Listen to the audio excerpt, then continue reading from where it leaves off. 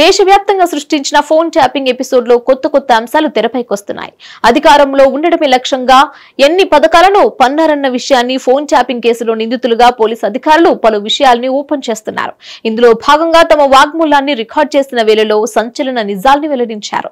Phone tapping episode లో ఇప్పటి వరకు రాని మాజీ మంత్రి కేటీఆర్ పేరు తాజాగా వచ్చేసింది.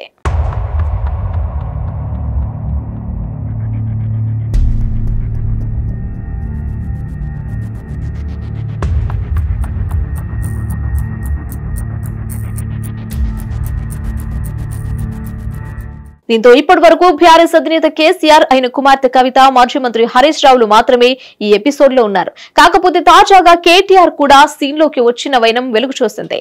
టీఎస్పీఎస్సీ పేపర్ లీకేజ్ ఎపిసోడ్ లో నిరుద్యోగ సమస్యపై యువత ఆగ్రహంగా ఉండటం తెలిసిందే. ఈ సందర్భంగా కేటీఆర్ వ్యాఖ్యల్ని నాటి విపక్ష నేతలు, విద్యార్థి సంఘాలు ప్రతినిధులు తీవ్రంగా విమర్శించేవారు. ఇలా కేటీఆర్ మీద విమర్శలు చేసేవారి ఫోన్లను టార్గెట్ చేసి ట్యాపింగ్ చేసేవారు. కేటీఆర్ కు వ్యతిరేకంగా ఏం మాట్లాడుతున్నారన్నది గుర్తించి ఆ విషయాల్ని చేరవేసిన వైనాన్ని తాజాగా వెల్లడించారు.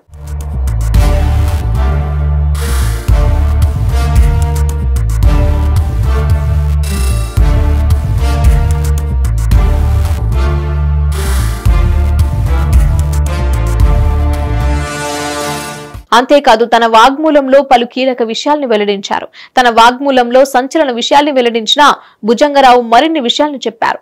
ఎన్నికల సమయంలో ప్రతిపక్ష నేతల ఆర్థిక మూలాల్ని దెబ్బతీయటం, అదే సమయంలో ఆర్థిక పార్టీకి ఆర్థిక వనరుల్ని అందించే మార్గాల్ని అన్వేషించిన వైనం వెలుగు చూసిందే.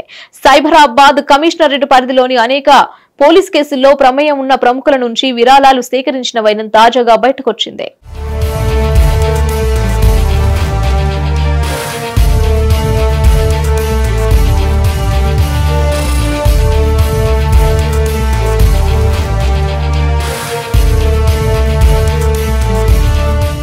అంతేకాదు రియాల్టర్ సంధ్యా శ్రీధర్ రావు నుంచి 15 కోట్ల విరాళం ఇవ్వగా అందులో 13 కోట్లతో బీఆర్ఎస్ బాండ్లు కొనుగోలు చేయించామని, యశోద ఆసుపత్రితో పాటు మరో ప్రముఖ ఆసుపత్రి నుంచి అసెంబ్లీ ఎన్నికలకు ముందు బీఆర్ఎస్ కు పెద్ద ఎత్తున ఫండ్ అందినట్లుగా చెప్పారు. ఎన్నికలకు ముందు బీఆర్ఎస్ నేతల ఆదేశాలను తగ్గట్లు టాస్క్ ఫోర్స్ వాహనాల్లో డబ్బులు తీసుకున్నామన్న భుజంగరావు, కంపెనీలు, వీఐపీలు, వ్యాపారవేత్తల వివాదాలను బీఆర్ఎస్ నేతల సూచనలతో సెటిల్ చేశామని చెప్పడం గమనార్హం.